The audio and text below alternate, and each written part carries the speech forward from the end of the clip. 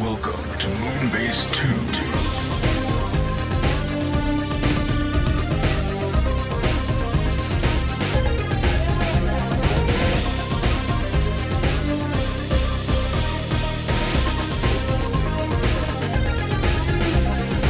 Hello, everybody, and welcome to the Moonbase 2 podcast. My name's Andy, Decade Andy, and I'm joined this week by the luscious lad known as Mikey G. Wolf V3. Hello, Mikey. We are overwhelmed with information and news. You lie. You lie, you lie, you lie. But we did have a lot to cover last week, at least, so... Yes, there is that. We can talk about what we've been up to as well recently, I guess, to fill in the void. I realize we haven't done that in a while. No, we haven't had the ability. We keep running out of time, and obviously last week we had a lot of shit to cover. So, we'll get into the news, and we can get into talking about stuff. Because there were a few little bits that happened this week, though this first story is very similar to the story we kind of talked about last week. This time, instead of Dr. Wu, finished Dr. Wu, this is New Age Toy showing off the H48G and the H48N. The N is Ninja Dicky? Ninja Dicky, yes. Her name is Ninja Dicky. And Pocahontas. Pocahontas, yes. So Ninja Dicky and Pocahontas. These are some interesting name choices. Interesting. Pocahontas, obviously, I'm sure you could figure it out by the name, is a green and grey redeco into the Paradron Medic. You'd never have guessed. Woo! Yeah. It includes a ladle. Yeah! It comes with a ladle. Ooh, a ladle. Well, Paradron Medic did use a ladle. Did she? I don't remember that. Yeah, it's like, if you look in the image, you can see the Paradron Medic gently ladling the Cyclonus in her hands. Yeah, some interesting poses in this. I want images of her wielding the ladle as a weapon, though. Oh god, yeah, that needs to be like her main weapon, and it needs like Squirrel Girl levels of danger. Yeah, exactly. Apart from that, it is exactly what you think. Really highlights the posability of the figure, at least. Yeah, I mean, it's New Age. It's not that surprising that it's like, oh, wow, these figures seem to be really good. Really good. But yeah, it's got 2 pairs of hands and 2 guns, and then the ladle as well, so nothing too crazy. The Ninja Dicky, obviously a bit more guessable, is Nightbird. More of a redeco, so it's got new head, obviously, and looks more like Nightbird. Includes sword, size, and a pair of interchangeable hands. So a few items less. And she can present. Yeah, I don't know why they got her in a presenting pose. Is that supposed to be the Jacko pose? No, because the Jacko pose is when both feet are on the ground. Yeah, but maybe she can't do that. Well, she definitely can't do that. So, this is their best attempt? Maybe. Because otherwise it's just like... Or is she supposed to be sneaking? I think it's maybe sneaky. I feel like this would be sneaky in the Legends universe, where she's like, no one knows I'm here, and everyone just like quietly watching her as she goes by, and just like, what you doing, Nightbird? Yeah, Shh, don't know I'm here. I'm still waiting for someone to give her like the material which she can hold to put it in front of her. And also the kite. I'm still waiting for someone to do those silly accessories. Yes. She only comes with 1 sword, though, and 1 sai, so the previous one arguably has more accessories, but this one looks a lot more like Nightbird compared to the previous one. Last week we talked about the Dr. Wu stuff. I guess it's fair to compare the two, because they're, in theory, similar scale, even though I think... Was it you that told me last week that these are more deluxe scale than anything else? They're moving, like, into, like, smaller characters are... more traditional Legend scale, but now since they're going for like everyone's kind of matching themselves in scale, it's losing a bit of that. Like, well, it's not losing that. It's just like Optimus and taller characters are all like quite a bit larger than you'd think. So like the Grimlock is heading for traditional Voyager size. Right. So he's not small. These ones I think are gonna be somewhere they're probably more legendary under... scale, right? Yeah, they'll be under deluxe-ish. Yeah. But probably not by a lot. How do you think they look, though? Because I think they look significantly better than the Doctor Wu ones we talked about last time. Oh, no, they beat their ass. they beat their ass hard. They beat their ass like Nightbird presenting. Oh my god. It's so weird. It's such a weird pose. What the hell? But no, these look really, really solid. The posability looks ace. Accessories are on point. I do think the Paradron Medic is like... I think she comes with like a more fun accessory. I would like... Because of the whole ninja thing, I'd like if Nightbird came with a lot more. Yeah. I understand why she doesn't, though, but I would agree. It'd be nice like, if there was a bit more there. 2 size. Yeah. Simple. But yeah, no, she looks really, really good. And yeah, like, all Nightbirds are Legend Nightbird to me, so... Yes. No, she's really cool. Well, let's be fair. What Nightbird fiction is there? There is the G1 cartoon where she had one episode, and it's not one of the best. I'm sorry to say. It's the greatest piece of fiction ever made. I was told that. Who? No, you would. No one told you that. No one told you that. No one. No one. I don't believe you. The greatest piece of fiction known to man. You're being hyperbolic. No one's actually told you that. There's no way. Are you actually lying or not? Because I don't know. Because people say things to you, and I don't know. People tell you things, and I'm like, that can't be true, Mike. And you're like, but it is. I have the tweet. Here it is. And I go, oh no. Was it something, or are you just lying? I need to know. Well, now you'll never know because I'm enjoying the mystery. No. Yeah, so it's either G1 Nightbird or it's Legends Nightbird. Hang on, was Nightbird in anything else? She must have been in a few other things, like there's a Cyberverse Nightbird. I don't mean that. But no, there is nothing. So there's the G1, and then there's the best version of Nightbird. Okay, that's fine. As usual, I never understand how Paradron Medic ever sells, but she does, I guess. Otherwise, she comes with more here than she usually does. That's true. I mean, it's generous because it's like one extra thing, but you are correct. She does come with one extra thing. Unless we got anything else to say, I don't think we see any release dates now or prices. No. I'm sure the prices are up in like Shozy or something like that. Probably, if they're up for pre-order at this point. Anyway, Mikey, what's next on the listoid? On the listoid, we have got Shockwave Lab have SL140, the container. This is an upgrade kit for your Kingdom/Legacy Core class Optimus. I wonder what it is, Mikey. It's a container, Andy. Of what? Dreams? Joy? Dreams and horror. So, no, like, where to buy or prices or anything like this, but this is, of course, a trailer you can stick on the Core class Optimus. It comes with some lights that they use the LR44, I believe. And yeah, so you can install that into part of the opening trailer when it's in the repair dock mode, and then you can have a light shine through, and then flip your thing up, and it opens up, and it can fit little legend cards in it. Wow. And it stores many weapons. How many? Some. A whole amount of some of them. Some of them. I get the logic, but I don't want it, and this probably will be minimum 30, so... You know why this is good?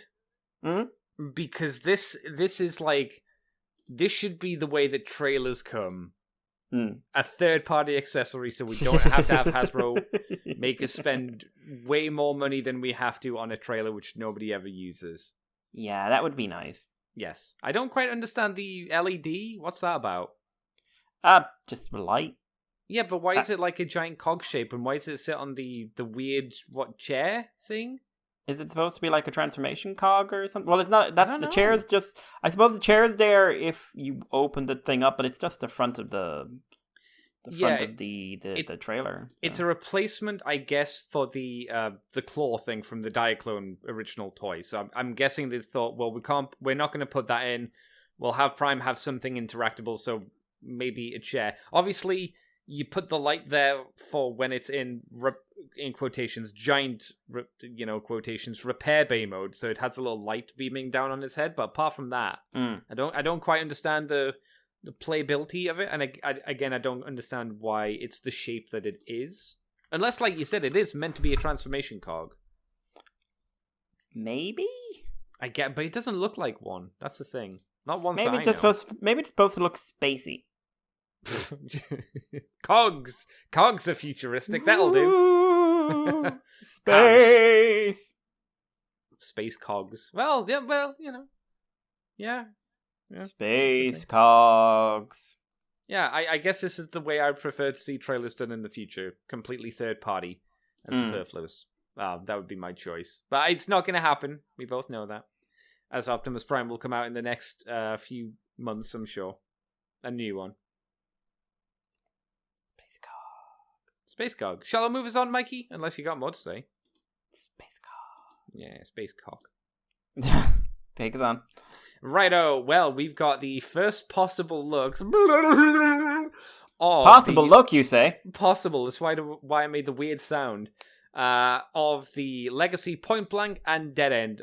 Thing it didn't mention here in the title is with these images in quotations of Point Blank / Blanker, as he's now called. They seem to be showing off his target master as well, Peacemaker, who thankfully, I'm sure some people might be annoyed, thankfully, at least in my eyes, is only going to be 3 pieces. Just like the original toy, he's going to be the upper torso part, the lower legs, which are the black part, and then the gun bit underneath. That'll mean they won't be any weird, wonky, bad ball joints, which I think is a lot of the issues why the Micromasters weren't great. Because I got some Micromasters, which we'll talk about later on, the newer Micromasters, the 2-packs. And I actually do think that the ball joints have put a lot of these figures into a position where they're less enjoyable to touch and play. Because the ball joints they don't make for as smooth a transformation as the original toys, which were just like pins and pegs. You just fold them out. It's not like you have to line up the legs perfectly and get the arms in perfectly because they can flop around. It's just So I'm kind of happy to see that this is the case.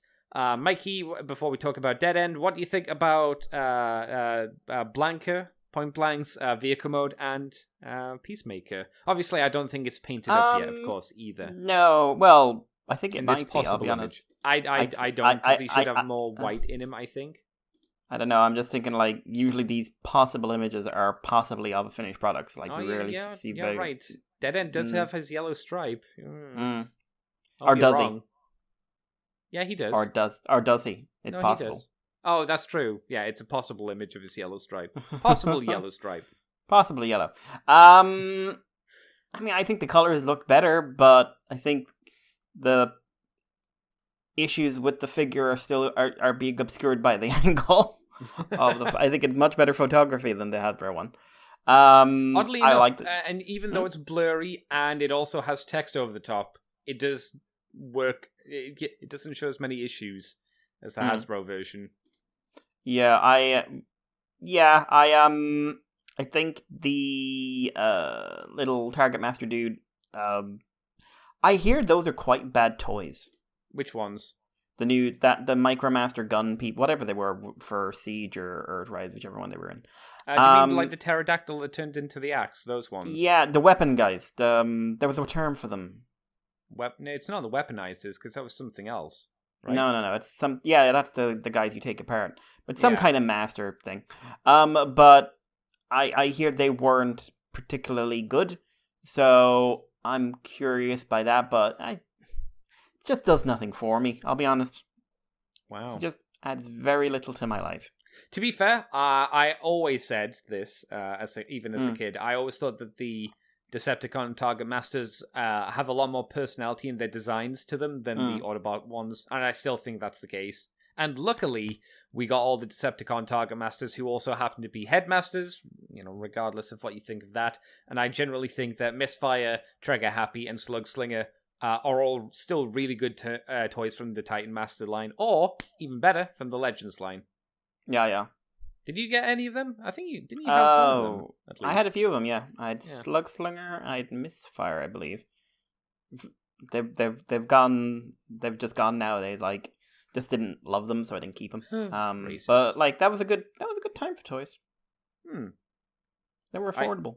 I hear they're much more expensive now in the secondary market. No, well, I hear that, yes. I suppose they're just kind of a comparable to retail prices now. No, we'll get to that. What about Dead End, Mikey? We see his vehicle mode. It looks exactly what you think it looks like, thankfully. Yeah. Not a lot of new information here. Just, hey, it's Dead End. Mm-hmm. I don't have a lot of negative things to say. If I was If I was gonna critique him, I guess maybe it would be my original issue is like his feet look a bit weird just because they're quite thin and flat. I don't think they look bad. They look like they're going to support his weight. They just kind of remind me of. Do you remember Pingu, the penguin? Yes, vaguely. Yeah. Do you remember his little flat orange feet? Yeah. If you turn them backwards, they're kind of like Dead End's feet. Oh, yeah. Yeah, Newt. Newt. He also has two guns, which I suppose is kind of commonplace now for the Stunticons. Yeah. He's an arm, isn't he? Yes. Yeah, we talked about that last week. I think I still think he's probably just an arm. No one told us anything different last week, so that's probably still the case. I'm guessing. But Dead End still looks good, I would say, in general. There's also, Mr. Mikey, some rumors of rumbling. These are actually possible things that might or might not happen. I take these way more with a grain of salt than I do actual images of toys. Never mind. This is Legacy Wave 2, or Year 2, not Wave 2, Year 2.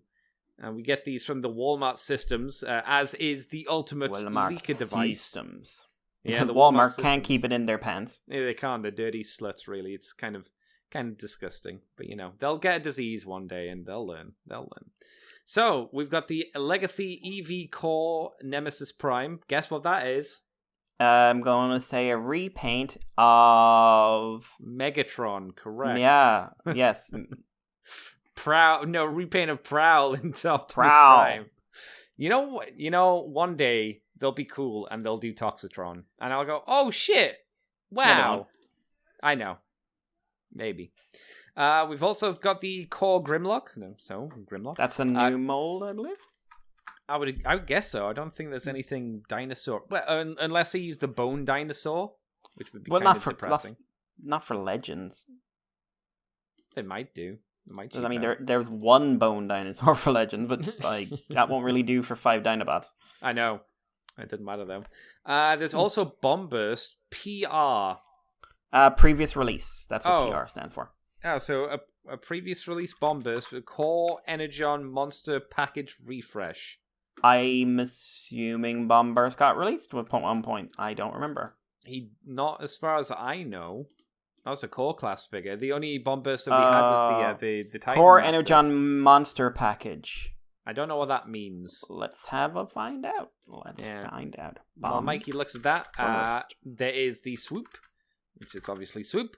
There's Starscream PR, so that's obviously the G1 Starscream that was in Kingdom. That one's easy enough to figure out. There's Scar. Not from Planet Hulk. Scar, there's only... Oh, God. Scar, there's only 2 options if they're going with existing characters, which is Double Dealer's Bat Power Master. Okay. Or the IDW original murdered in... what was the book? The Monstrosity pre-Earth Dinobot. Huh. Who exists literally to die when Grimlock goes nuts. He exists for no other reason.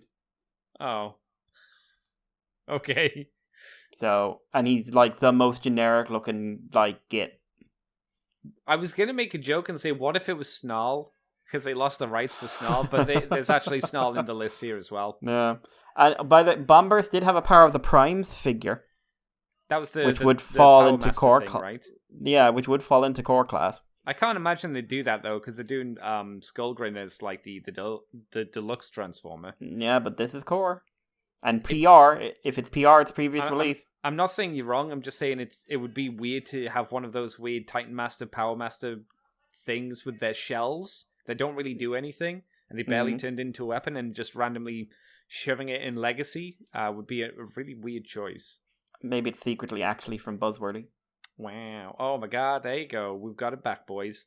Mm. In terms of deluxes, there's Shrapnel. That's good. Another one of the Yeah, Insecticons. Cool. One more to go. The joke of the Moonbase 2, which is Prowl. Fucking Prowl! Fucking Prowl. By the way, like, not just that, like, we had a Prowl recently. We had a deluxe Prowl recently. Yeah, the Earthrise from G1. one, right? Yeah, like wasn't a that year long ago. Yeah. So, I mean, yeah. are they going to like re-release that one? And like, I saw a lot of discussion, like, but there's so many Prowls. There's so many. There's the Owl Prowl. Yes. Oh, There's animated Prowl. There's. It would be really like if you asked me which Prowl they should do, I would definitely go with Owl Prowl. I would love Owl Prowl. I would love animated Prowl, but they'll fuck it up if they do it. But so like, just main Prowls. The main Prowls are G1 Prowl, RID Prowl, Energon Prowl. How was that a main Prowl? I don't even remember him. Which one was Energon Prowl? I think he was Rodimus's pants. Oh, that's right. He was the F1 car, wasn't he? That's right. Yeah. Yes. Animated Prowl and Cyberverse Prowl. The best Prowl, you mean? And Beast Wars Prowl. And Prowl the Lion. Prowl the Lion? Prowl was the head of Magnavox in the G1 release. That's right. It wasn't Lio Jr. They used him for Lio Jr. But, that's right. I always thought that Prowl was the bird. I know that's Skywarp. Is that Skywarp in the US? In the US, it's Silverbolt. It's Silverbolt, Ironhide, and Prowl. And it's Skywarp in Japan? Yeah, it's Skywarp in Japan. I wonder why I thought he was Prowl. Never mind. But yeah, it's... Prowl.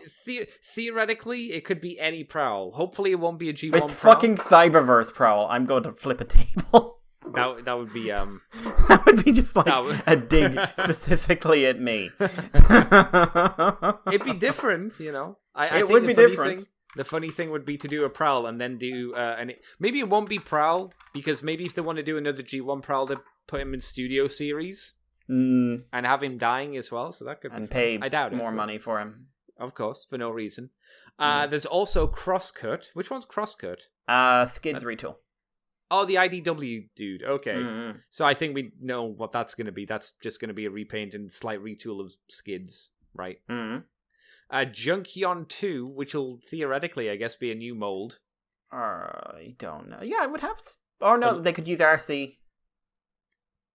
Oh. They could use RC. With obviously, what they might do, I guess, is they might use the same transformation scheme and then remold a lot of it. A lot of retooling, hopefully. I suspect, but because like Junkion 2 makes me think of like Scrap Heap. Yeah, then why not call him Scrap Heap? Yeah, I don't know.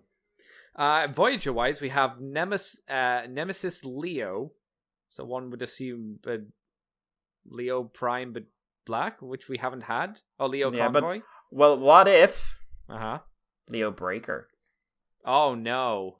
An accurate Leo Breaker, which we already technically had. But a better Leo Breaker. Does that mean we'd get like a Legacy Leader Galaxy Convoy? I mean, you could. Because it would be actually good to replace the previous attempt of Galaxy Convoy, because that was kind of half-assed. Except it could just be a re-release of that, which they have done before. Oh, that's true. That's true. You've got me there. And then it's just like a deluxe-sized Leo Breaker that goes in his arm. No, fun times. Love it. Hopefully it'll be a new mold if it is a lion. That's good, because it means Leo Convoy's coming, and that's good. And then they can do them at least two or three more times if you wanted. You could do Razor Claw out of it. I mean, no, because you couldn't, because Razor Claw is like a robotic lion. Well, obviously. Well, if it's a Leo Breaker, they did Leo Breaker into Razor Claw. We're not doing Leo Breaker. We decided. We already agreed to not doing him. Shit. There's also Ramjet, which was my chair is making so much noise. Yeah, what are you doing? You're running over a dead corpse. I'm just moving. Ramjet, I think, is actually kind of good because I heard people could not get him for love nor money. Isn't it going to piss off people who spend a lot of money to get them, though? Well, I mean, this will be more... I think it'll piss off people who buy it this time around because they will I'll probably have to... This isn't me being a dig. They will have to spend more to get this figure than they did in the previous run. Yeah, technically, yes. Yeah, that's true as well.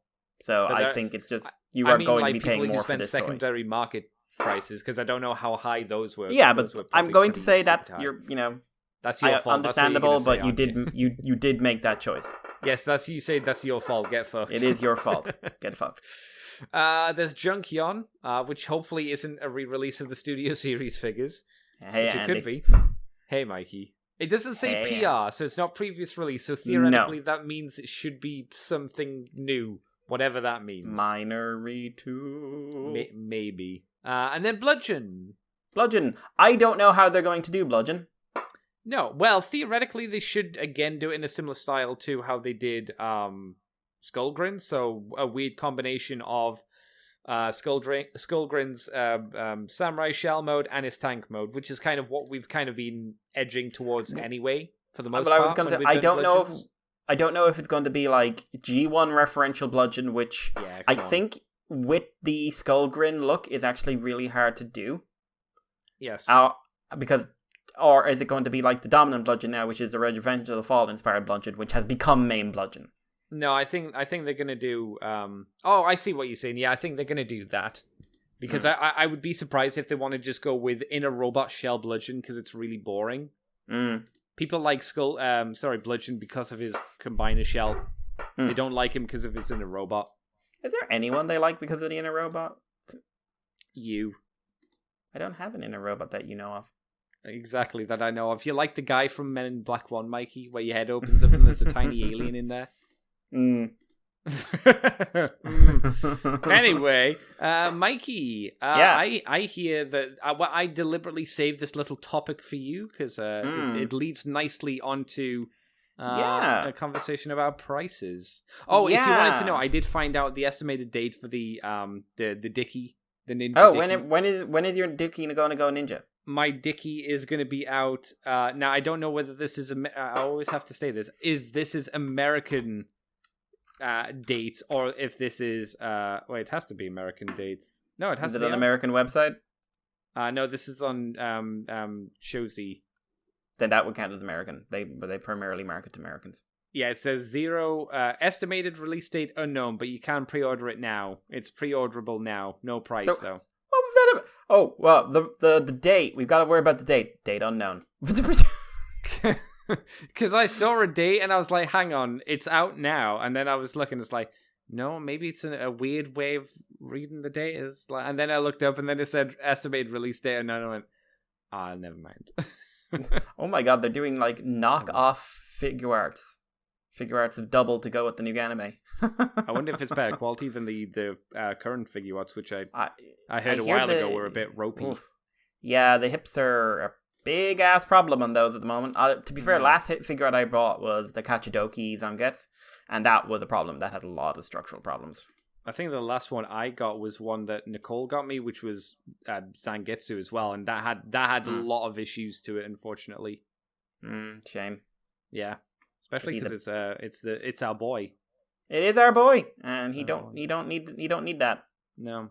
Ironhide though, Mikey, what's up? What's up with that? Ironhide though. The core class figure people suspected earlier. Yes, there was some weird dialogue about this toy this week. So this one got possibly leaked earlier on in the week, which very quickly morphed into actually leaked. Which led to some weird dialogue of people being convinced this was a core class toy. You might think that we're crazy, but I sent Mikey... did I send you images of people you saying did. that? I thought I did. You did. Because I was baffled. I saw people saying like, it's totally a core class figure. You can tell because of the pin joints. And I was like, I couldn't fathom. Like, I can't think of many Legends or core class figures that use pin joints. They generally use ball joints. Yeah. Also, we've seen what the figure looks like. That too. And it looks very different. Yeah.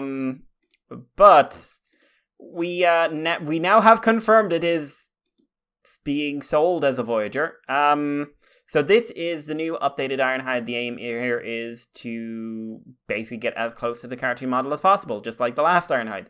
However, presumably this will not be like as retail limited and everything else as the last one. Which was a big... Okay, I hate this chair. I need a new chair. Which is, was a big problem with the last one, like, because it only was available in a 2-pack, or you could get the black version in Smith's or Toys R Us or your exclusive retailers. And then like Ratchet was an exclusive, an online exclusive, and then you could get the Shattered Glass one with the Prime with Akane. But yeah, so this is the new figure. Just talking about the figure itself, robot mode looks fairly decent. It now has fully industrialized underpants. It has the construction. Oh, one thing I'm going to say, another positive thing. It's got a sculpted detail under the arm for when you lift up the arm. Unfortunately, it looks really awkward when you do that. Why is that, Mikey? Because they've put the joint at the top of the shoulder, so it moves out so that when the arms are out, the square part of the shoulder is hovering above the torso. So the bits they're actually using to fill it out draw my eyes a bit more because they're little circular or subcircular tube things. I get the design intent, but I would have just had like the shoulders have a joint built into the actual thing, and then they just moved out in that, and they didn't move up. I assume that's to work in with the transformation as well, though, right? Mayhaps. I don't think it's too bad myself, but I could see it being a little bit off-putting depending on how you look at it. You're not going to T-pose Ironhide that much. I'd be surprised. And there's some review videos out for this as well if anyone wants to see them. Oh my god, already? Jesus Christ. Yep. The legs are a little bit more complicated, and the back is a little more complicated because unlike the existing Deluxe, he doesn't have the separating back, so it's all built in. Mm-hmm. This leads into some negatives, though, one of which is there is a lot of supporting hinges on this guy made out of clear plastic. Yeah. I see them on the shoulders, I see them on the chest with the windscreen, and on the leg.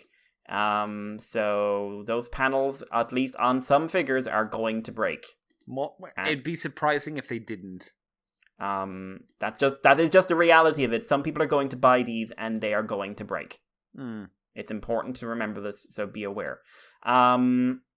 He doesn't have the problem the last one had, which was the visible feet in vehicle mode. His vehicle mode does have its own set of problems, though. It's very, very gappy, very, very panel liney, and it's got 1, 2, 3 shades of red. Yeah. So well, you've got. I think 2. I think no, 3, because you got like a sort of. Oh no, you're right. Yeah. Middle. Look, follow the roof. Yeah, so you got like the red of the arms. Yep. Then you got the red for the feet, which is a paler red, and then you got painted red, which is a deeper red. That's right, yeah, I saw it. Yeah. So the vehicle mode, unfortunately, is kind of trapped in the curse of this figure, of this character, of just like, it's just not coming together, dude. I think it does look generally, though, a lot better than the previous version. No, it looks like, aesthetically, I think it's come together nicely. I like the previous version a lot as a transforming figure. I sold mine because I needed money.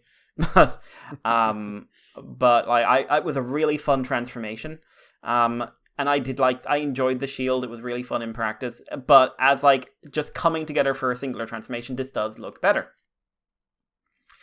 Now, do you have anything else you'd like to say positive? I like the fact that he seems to have a decent amount of articulation. The head sculpt is nice and clean. The vehicle mode is accurate. Yeah, it looks like a decent Ironhide for a good deluxe price. So he's slightly shorter, very, very slightly shorter than previous existing Ironhide. Yes, which is fine. That's fine. It's fine if for deluxe. Yes, he is being sold as a Voyager. No. So we see him next to we're going to try and salvage this. We see him next to Earthrise Prime, so he's technically in show scale for whichever screenshot they took of with Earthrise Prime. Sure. Who is a much taller figure. Who's a Voyager? Who's a leader, I suppose.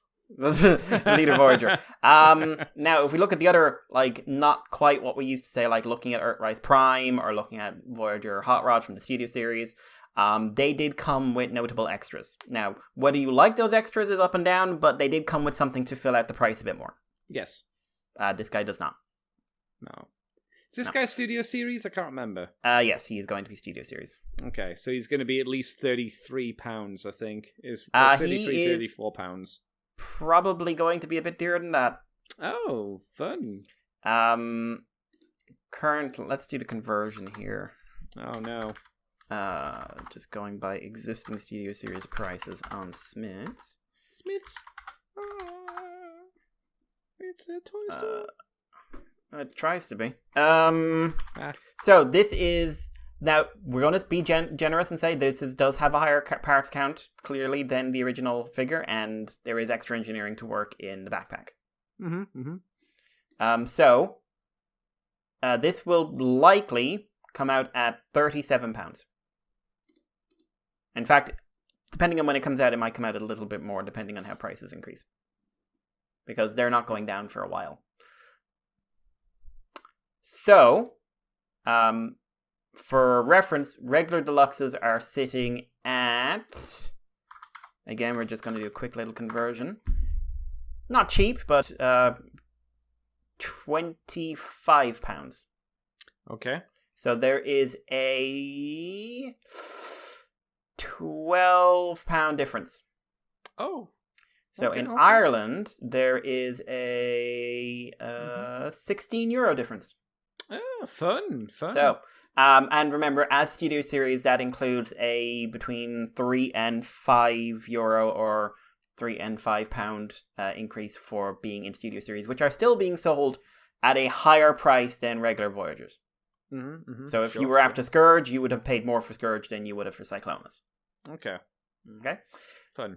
Yes. Fun. So, I put out a tweet on yesterday, I think it was, and I basically said this: please tell me where this extra €15 is, 15, 16, 12, however much, €17 comes from. Okay, what was the response? Some people basically said, well, parts count. And I said, yes, but I don't see that much more parts count in comparison to existing Voyagers. Or like Voyagers I bought a year ago. And this is, so it's got more than Deluxe, and it doesn't seem to have that much more than a Voyager, and it's smaller. Sure. I got told, shut up. I got people giving answers that made me feel like they thought I was 5. I mean, you are, but... in terms, like, well, you see, in the business market, oil prices have increased, blah, blah, blah, which is, yes, I understand that. I understand that, but one, this toy was designed minimum of 18 to 2 years ago, before the oil price increase. Mikey, did you know there's a war in Ukraine? Yes, did you know this toy was designed beforehand? There is about a 2-year lead off from design to...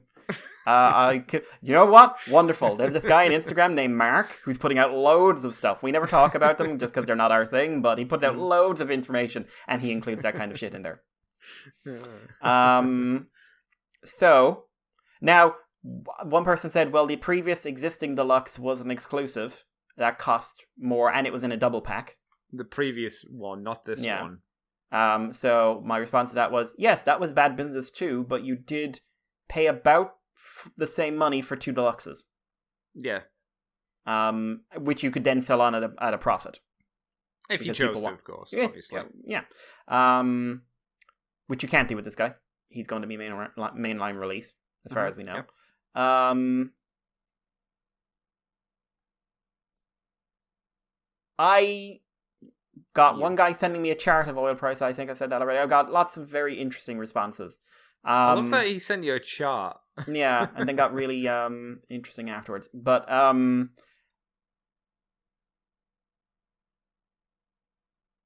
yeah, I sat and I thought for a very long time. And I can't justify the price of this figure based on what is in it. Okay, yeah. The engineering isn't wild enough to make me think they've gone whole hog in this. It doesn't come with accessories. Doesn't have size on its side. True. What it has is a little bit more engineering than the original, and I do think it's just not that much. It is better as a figure probably, but it's maybe €5 more or £5 more or whatever. And it is costing a ridiculous amount, which at the moment with the price of toys in general is becoming a real problem. And as I said on Twitter, I am being priced out of the hobby because I can't justify buying a €45 deluxe figure, or better than deluxe, less than a Voyager figure,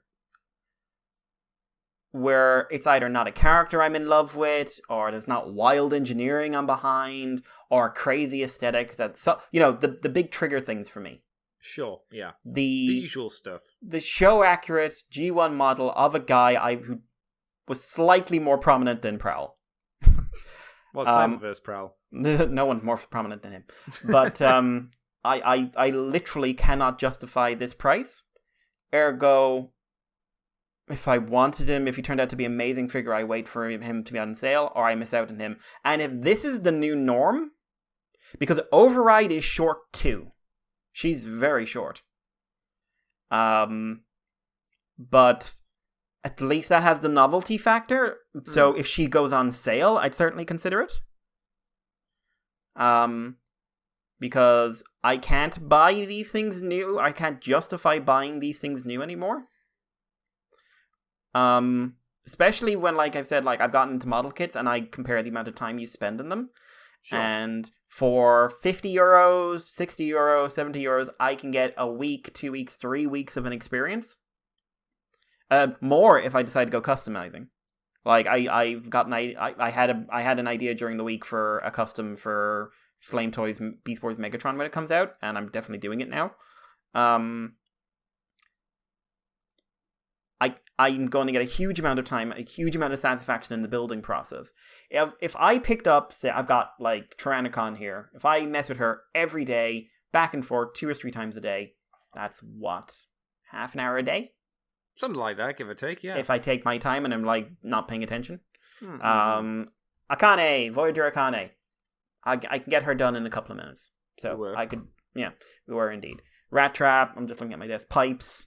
Who else is here? Dinobot, Brawn, very simple figures that I enjoy having on my desk. I enjoy having them. I'm still loving this hobby, but if I was paying that kind of money for them, which I didn't, I bought all of these on sale. I couldn't justify it. Well, here's another question as well. Are Transformers toys for kids? There is that too. I was thinking about that today as well. And if I was a parent, I would struggle to justify spending this much on a single figure. Especially when you can spend something similar to this and get a video game for your PlayStation. Yeah, you get a video game, or you get 2 action figures, or you get 2 Marvel characters from Legends line and goes oh my god, you love that Marvel movie? You could probably get at least, like you say, 2 figures from the Fortnite line, because I don't know how much the Fortnite figures are, because I don't give a shit about Fortnite. You could get multiple pop vinyls for your lazy teenager who doesn't care. But if someone came up to me and said, "Hi, I'm a parent and I'm thinking about buying the new Legacy Metroplex for my son or my daughter," or just my child, they're really interested in it. She's been going on about it for ages, and I'm really sad because I can't. And I would say, why? And they're saying, because it's €260. Yeah. And what are you going to do? I'm going to buy them the Ark. They don't want the Ark, but they're getting the Ark, which is 120. And it's still pretty pricey. Yeah. But at least it's justifiable. It's within a justifiable range of price. It makes more sense, doesn't it? It does. I was thinking today, I really, really, really want to do a discussion show on this. About the factors that are affecting collecting, from my own perspective, but I want to think about it the G1 aesthetic, the change in the oil prices, the effect it's having on toys, the change in what the size classes mean, and stuff like that, and how do people genuinely, I want to know, hey, Brian Kilby, if you're out there, I want to sit down with you and talk about how, in your mind, do you justify the price? Because we all have to do that. We have to justify the price of what we're doing. Especially people who, put in multiple pre-orders for things early, or buy 2 or 3 of these figures so they can have one boxed or one in vehicle and one in robot. Which plenty of people do.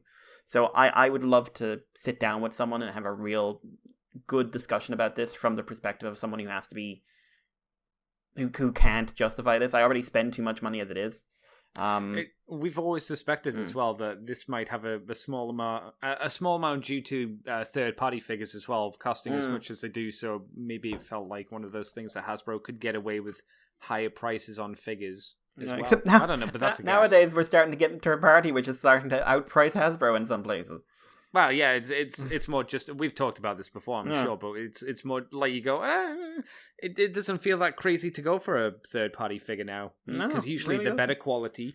They have more interesting transformations. One could argue. I couldn't say it would probably depend on company to company on how long they last. Of course. And on those other products, but at least you know with Hasbro. If I was getting a masterpiece, I would probably almost always go for the third party now because it's way cheaper. Some excellent ones are out there for like half the fucking price.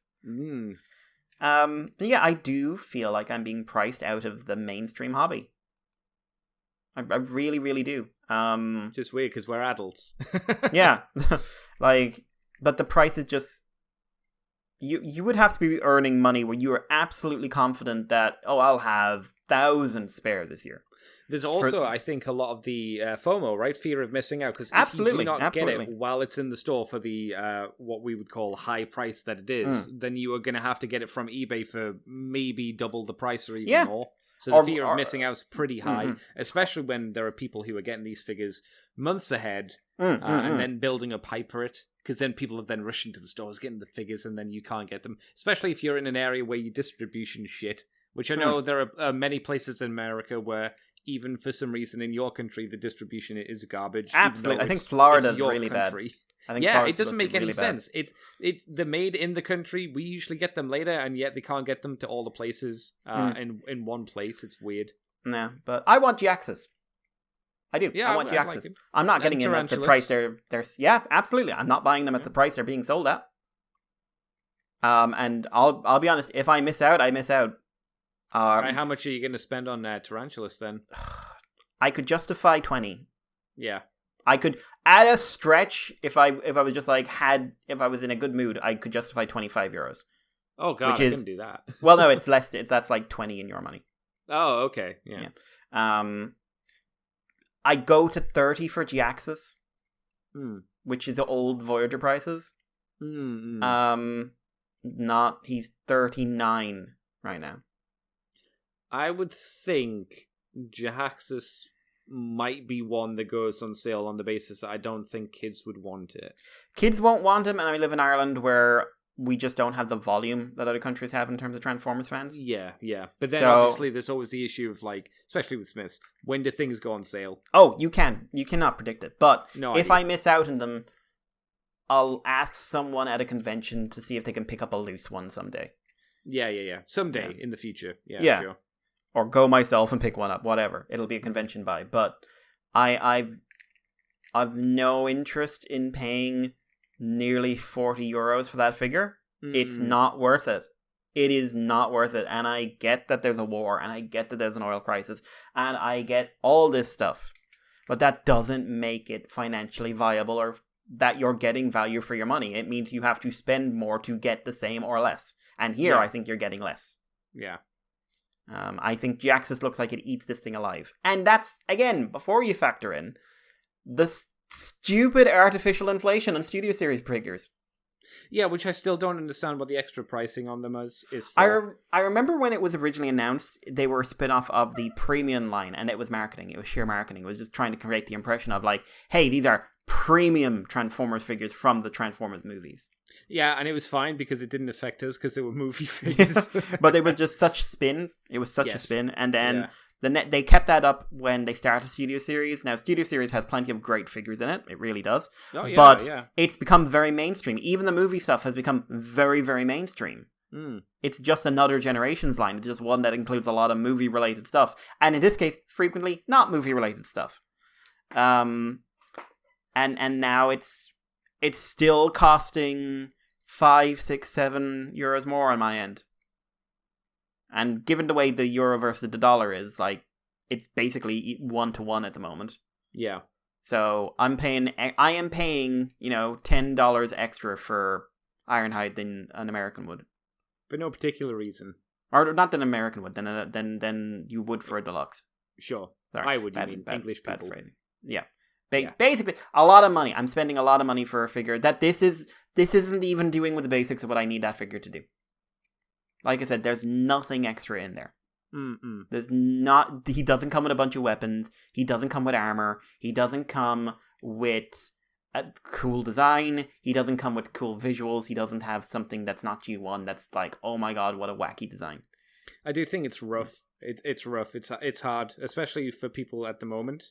Just generally, unless you're in a really good financial spot, or you can do if you can justify it, rock and roll, go for it. Absolutely, and I'm not judging. No. Really, because people are taking offense at this. I've seen when anyone people brings it can up. easily take it personally, But don't. It's not judging you for how you spend your money. Sure. It's me responding. I do think you should accept the fact that some people are not in the same position to be able to spend that money and treat them fairly. But it's me responding to the way the market is. Like Smiths, I think Smiths has pulled a bit of bullshit with their prices. Well, the fact that they're more expensive than they should be. Yeah, they're more expensive. Reason. Yeah, it's cheaper in the UK to go to online retailers than it is and pay shipping. Amazon. You can go to Amazon and pre-order these figures, and they're like, granted, not a huge amount cheaper, but they are like £2 cheaper or something. But yeah. So like you said, Smith's just inflated it by £2. No reason, just have. Yeah, as far as we can tell. So yeah, I'm afraid. I hope people love this.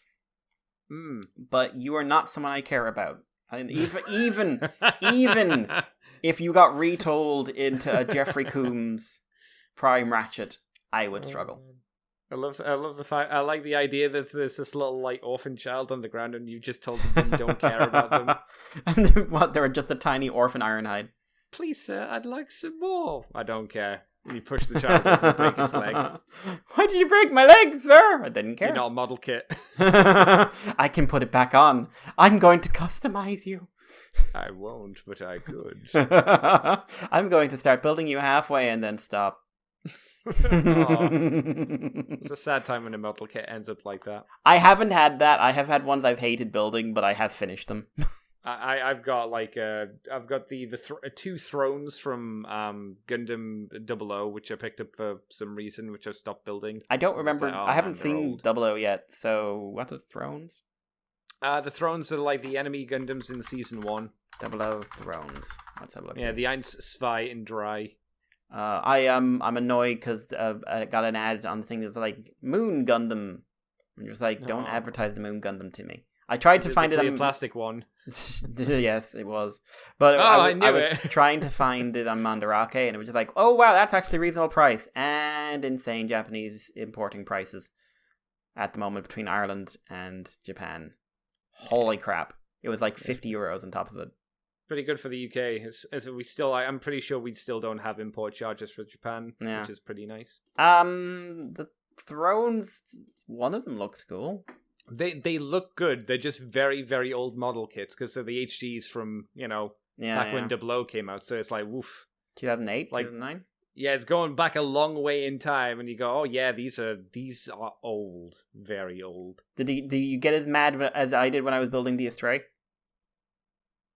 I got very mad building the Astray. I wouldn't say I get mad. It's more like I get disappointed. Like, oh yeah, I forgot that this is how model kits used to be. I was so annoyed with the Astray, I stopped panel lining halfway through. Its bottom half is just like plain as ass. Yeah. Yeah, like, the Astray is one that you should have tried with the real grade, even though the real grades can be ropey. But you know me in panel lining, it is like, I do it. I have to do it when I'm doing the model kits, but I just stopped halfway. Just like, nope, I don't like you. No. Anything you want to add to the? Because I've just ranted now, but that's fine. No, that's what people come here for, I think. But yeah, I will definitely try to find someone to have a proper show on this because I think it'd make a good extra show. I think it could be quite interesting for people. I think it's worth analyzing. I really hope the person that you get on tells you about oil prices, sends you your chart, and is condescending towards you. I really hope that happens. And then you just have to be, because you're like a nice guest, a nice host, you just have to sit there and be pleasant. Snide, but pleasant. If you are listening and you are the person who sent me the oil things, you weren't actually condescending. I was just like, you just sent me oil prices. I'm just saying it would be for there were other prices, people Mikey. who were condescending. I am not calling out, but they know who they are. You know who you are. But I mean, I complain about Transformer prices, and I'm still looking at the Transmetal 1 Megatron. Again, it's the case of what you get for your money. Yeah. And I think that's not insanely... What shows these for that? I was looking at that earlier on. £113. That's not crazy for an MP scale third-party figure. Yeah, and let's be honest, the constant fear of my current Transmetal 1 Megatron is it will turn to dust. Oh, it will. It's 131 your money, Irish coin. Ooh, you want a bit of you're saying like, oh, I'm trying to justify spending it. You want a bit of reality? Shozi was selling Masterpiece Beast Wars Megatron, first form, at $290. Is that less than like other places? Is that just in comparison to this? Because that'd be way more complicated than this, obviously. That's in comparison, but it is kind of the same market they're aiming for. Okay, I see what you're saying. Yeah, but that's going to be a much more complex Transformer. I'm just being a dick. But you can get a Toys Mage knockoff one of those for $115. I'd rather just get the official. Well, I'd rather get. I've learned to not love the first Megatron design. I like the dragon. Oh, and I like Transmetal, but it's weird. It's such. I like the T-Rex more than I do the dragon, but I think we talked about how I don't like generally. I think the dragon is almost good, and it just kind of fails at the head, generally speaking. Yeah, but it's so weird to me. Like, it's strange to me to like an upgrade more than a base form. It's not Kamen Rider. It's Transformers. It's different. Yeah, same principle, aesthetics. But I do like that T-Rex a lot. He has a little... Oh, I'm just looking at the trans art one now. Just like, this looks very good. His tongue's movable too. A little. Yeah. Mikey, what you been up to for however long? Oh my god. What have I been up to? I try to organize things in my head, so won't go over everything I have done in the last month or two or whatever the fuck. I got pre-orders in for some. I got paid basically in the new job. Oh my god! Nice. Which I haven't been fired from yet. Hey, that's good. But I lost a week's work. The bodies yet? Then no, I lost a week's worth of work the day before yesterday. So what do you mean? I'm looking forward to getting. Was it illness or? Oh no, computer exploded. Oh, work computer, so I don't have to worry. But it basically started updating and crashed midway through, and then just wiped the entire thing. And I'm just like, fuck you. Technology doesn't like you in your area, does it? So look forward to that. But so I've got paid this month, and I might get paid next month, but we'll see about months coming up. They sort of say thank you for your time. So what did I get? So I got pre-orders in for a few things. I did buy a couple of model kits, 2 Flame Toys ones, which is the Rodimus, the Morden Meets the Eye Rodimus, and Bug Bite. How many more do you need to get now before you've mold complete? I'm halfway. Okay. I need to get off the top of my head Drift. Hobby Frontline has Drift. I just don't have the money at the moment. I need to get Drift. I need to get Windblade. Windblade's kind of priority, but I'm kind of waiting for a re-release of her. Flame Toys announced one on their website, so hopefully we're going to be getting a restock in. Just because she sold out like hotcakes, basically. Devastator and a Seeker and Lio Convoy. Lio Convoy is not a priority. He's not. I really really like him, but him and Devastator just aren't priorities at the moment. I'd rather like Windblade's a priority. Drift because it's the Shattered Glass one and it's red and it's kind of fun. And the Seeker because I want to get Thundercracker. But then it would go like Lio, and then Devastator would be bottom of the pile. But that's before you start talking about like all the shit that's coming out next. Like I said, I decided on what I'm going to do for custom for Beast Wars Megatron when he comes out. That's right. Which is Fang. I'm going to do it up as Fang, which is going to be a bitch because Fang has lots of stripes. And I might have to see about using resin or putty or something to see if I could do up the Fang. So look Destruction for. wouldn't be too bad if you just use a load of like plastic, not plastic tape, sellotape, like masking tape. I've got masking tape, but it's a bit crappy, so I'll probably have to get a better one. Mm. But so there's that. I also had a few other things that I'm not like a few Gundam things from the new show. None of the actual Gundams. A couple of grunts. I got pre-orders in for them. And I got pre-orders in for the Real Grey Gao Gai Gar and the Real Grey God Gundam. Okay. From a retailer in France, Rise of Gunpla, who not too bad actually. Once you figure out for avoiding custom and everything like that. So these are like pre-orders I haven't paid for, which is why they're all there, getting the pre-orders in. So, and the Phantom Gundam should be here in a few months. Ooh, months. Never mind. Yeah, which I'm looking forward to. Though, my beautiful green boy, and by the time he comes out, I got him. They'll have released the bloody Ghost Gundam at this rate, and I'll have to get him too. How long until that comes out? It can't be too far off, right? The Phantom's out in some regions. Oh, okay. It's just like these retailers, they get them like 2 or 3 months later than everyone else, which I don't mind. They've also got a pre-order up for the Sexy Leo. And I'm looking at that and I'm just like, oh, I can't do it this week, but I'm tempted. What's the Sexy Leo? The red one with the cape. Oh, that one. Okay, I know the one you mean. Yeah, the one from G Unit. Hang on, what is it in pounds? It comes with the rapier and the musket, doesn't it? Yeah, £26. That's not bad. That's all right for an exclusive. Yeah, I mean, if you were getting him in, you'd be paying a bit of import charges, but like cheap on that, to be honest. Yeah. But like, no, I'm kind of staring at him, going like, but I won't worry. But no, I've got enough coming in, and a few other things. But this is stuff that's gonna keep me busy for the next year, half a year anyway. But I did get some stuff in, and I did buy a toy from Smith's. Oh, after just complaining about all that Transformers stuff. Oh my god. We'll start with him. I got on sale for €18. 18 pies. Which is almost half of what he was at retail. Studio Series Brawn. So it is the Bumblebee movie Brawn. Oh, that's right. He is a wonderful little gremlin. I love the robot mode. The robot mode has a ton of fucking character. What if you decided to customize it, Mikey? Color it mostly pink and give it little horns and wings. Make it say Konyo a few times. Would it work? All it wants to do is eat pizza. It does.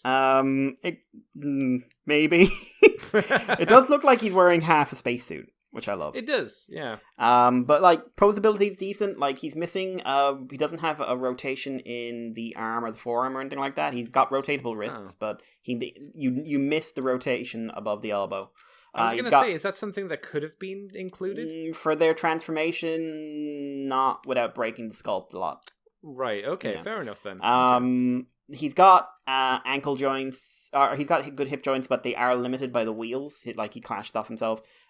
Solid, more than 90 degrees knee. He's got ankle tilts, toe joints. Head rotates. It is limited, basically by the sculpt, but the rotation's there. He's very characterful. He's got a lot of personality. I really like him. So these were designed purely off of the ILM models, which didn't use vehicle modes. Right. They didn't have any sculpt made for them, so the vehicle mode's completely made up. Transformation is simple, a little finicky in one part, but it's pretty straightforward. They do a very good job of hiding a lot of what's the word I'm looking for? Empty space. A very, very good job of hiding empty space in this guy. But it's a dinky little doom buggy with a drill on the front that's got a flip-up weapon port. And I kind of love it. I think for the money I paid for him, this guy's great, in all honesty. What would you have thought about for full price for the I price retail? Like, I was looking at RC there, and I was looking at, because RC I think looks good as well, and I'm just like, the movie RC, the Bumblebee one, right? Yeah, not the Studio Series, the G1 one, but I think, she looks like she could be a really solid action figure. I hope she's on sale, because I won't pay that money. I hope nobody buys her. Yeah, I'm hoping Soundwave goes on sale for the same reason, because I like his robot mode. I don't like his vehicle mode, but I like his robot mode. But no, I'd say if you find Brawn on sale, on a good sale. He's really, really fun, really straightforward, simple, loads of character, and just he's one of those nice desk toys to have in your hands. You know. The other two figures I got were Jurassic World Hammond Collection, or Jurassic Park Hammond Collection ones, rather. First off, I'll just go over here and grab them. There we go. Turn on the light. I got the Hammond Collection Ian Malcolm. Oh, wow, nice. Okay. So this I think I saw you put up photos on Twitter of it, didn't you? Little guy. Yeah. I'm going to put him up on the Irish Paleo one as well, just to annoy the paleontologists. But so this is a 3 3/4 inch scale. Previous ones were a 1/6 scale, right? Which obviously was causing some problems when they wanted to do anything that wasn't a human or a raptor. Sure. Which is why all you have is humans and raptors and various things at that scale in there.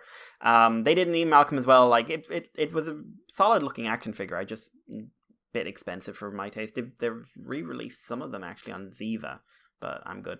I think they did 1, 2, 3, 4, 5, 6, 7 raptors in that. And like a Dilophosaurus and a baby T-Rex. So that line died. But the idea of this is have 3 3/4 inch. It's still in scale with the existing stuff. And and a bit more articulation, a bit more accessories. So Ian Malcolm, he comes with removable glasses, jacket, and arms. You can swap the arms for a sleeveless look. He also has a flare where he can commit suicide. And he's not like the most posable figure in the world by any stretch of the imagination, but really characterful and like cheap as well. Only 14 for the whole pack. Well, that's not too bad. I thought that was really good. I really like him. So I think humans, if like Alan's coming out and I think Ellie's coming out, so I think they're going to be worth it. I suspect if it goes on long enough, they'll do most of the human characters, at least from Jurassic Park. But no, I think if you want a little representation of Ian Malcolm, it's probably your best financial bet. Like he's certainly better than the Bloody Pop vinyls.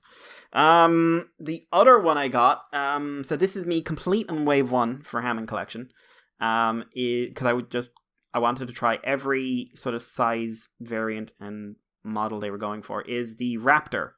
So I got a Velociraptor from Jurassic Park, so it's the original Raptors. In theory, it's got sculpting that makes me think this is actually blue that they've painted to match the originals. Which, looking at them now, it's got unique sculpting for blue, and they're just going to do what they did with the Amber collection and use her as the base, which is a little annoying considering. But sculpt wise, is nice, really nice little sculpt. It's got a wire in the tail, good paint. I think better paint than the Baryonyx or the Parasaurolophus had. Where this thing is falling down a fair bit is posability. So she doesn't have proper leg joints. She's got a slight knee, but she doesn't have any bend below that. And she does have like feet, but the feet are very big to keep her up. So she's got no outward movements. So she's got she does, but like it's stuck on one. But she's fairly limited in what she can do in terms of posing. Her arms are a big disappointment. There's basically just an elbow with a bit of rotation at the elbow, and that's it. There's no rotation or anything at the wrist. The neck is side to side, up and down, but limited, bit of swivel. And then the head, they've got a bit of sculpting that's really stopping the head's movement. And the jaw. So of the 4 figures, I think she's the worst one. I think she's intended to be the big one. But I would say she is the worst figure in Wave 1. But that does mean none of these figures are perfect. The dinosaurs, each one has something a little bit off. Right. Do you think it's due to the price point, effectively? To kind of cheap out on some parts of it? I think so. They're trying to do a collector grade thing with, not collector grade prices. Which is fine. Like this is about €15. So she's a good price for what she is. And I could see getting another one, like getting blue or getting the other one. I painted up the teeth a little bit because they didn't have any lines in them as well, just a bit of stuff there. So far I think Hammond Collection is off to a fairly decent start. It's not off to an amazing start. But it's off to a solid one for a line that needed a solid start. They've released the T-Rex, and they're releasing some more for Wave 2. I will definitely be getting Rexy. After that, it's going to be a lot more picky. Like, I'm not getting a Gallimimus because it's basically just a tall version of the Raptor in terms of its articulation and everything else. I will get the Triceratops. I don't know if I'll get the other Carnivore just because it doesn't look distinct enough from the Baryonyx. We'll see. But yeah, I'm going to be keeping an eye on this line, see where it goes. I'm pretty happy with them. Like, the humans really surprised me. Really, really surprised me. So that was buys. That was buys. Might get the kit, the Flame Toys kit shipped next week. We'll see. Ooh. But so TV and games. So we'll do games first. We're not doing the important stuff yet. Oh God. Why are you oh godding? God, I've got so much. I'm just going through stuff in my head. It's just like so much stuff. But so games. Been playing Maneater a bit. I haven't played that in a few weeks. But the two big things for games is that one I bought and one was on PlayStation Plus, and it is Stray, which is a brand new game where you play as a cat in a world full of robots, and Digimon Survive. So Stray is, you're playing as a cat that's very cat. It does cat things. It seems smarter than a regular cat, but it's still just a cat. And you're trying to find your way home after you fall into a robot city full of little gremlin things that go squeak and try to eat you. It's getting rave reviews, 10 out of 10, everything else. I give it a 7 out of 10. I don't think I think it has a really strong middle, where it kind of turns into a horror for about half of it. Pretty effective horror, actually. But then, like, the first part and the last part, I don't think are very strong. Also, like, for full price, if you don't have premium, it's like €30, I think. And it just isn't enough to the game as a game. As part of the Plus package, perfectly good game to play. Just, I don't know if I'd be happy if I'd paid full price for it. But it's decent. Digimon Survive is part visual novel, part tactical RPG. Been in development hell for a couple of years. They weren't actually sure they were ever going to get it out, but they did. So basic story kind of follows the norm of a lot of Digimon. 7 young kids do go to camp for the summer. And they end up in a town where there's these rumors of these old sacrifices and children being sacrificed to monsters who would provide fortune. And they end up somehow passing through a tunnel and winding up somewhere which doesn't seem to be the same world, and start meeting Digimon. This is interesting in several ways. One, it is a game aimed at people our age, so adults, old adults. It's also intended to be a kind of enjoyable tone that slowly morphs into horror. All right. We've already had a little bit of that. I can kind of guess where some of the other horror is coming into it. So, not quite Steins Gate level of what the fuck, but there was a moment of just like, oh, this is definitely trying to be more mature. Is it better than the last Digimon thing you saw?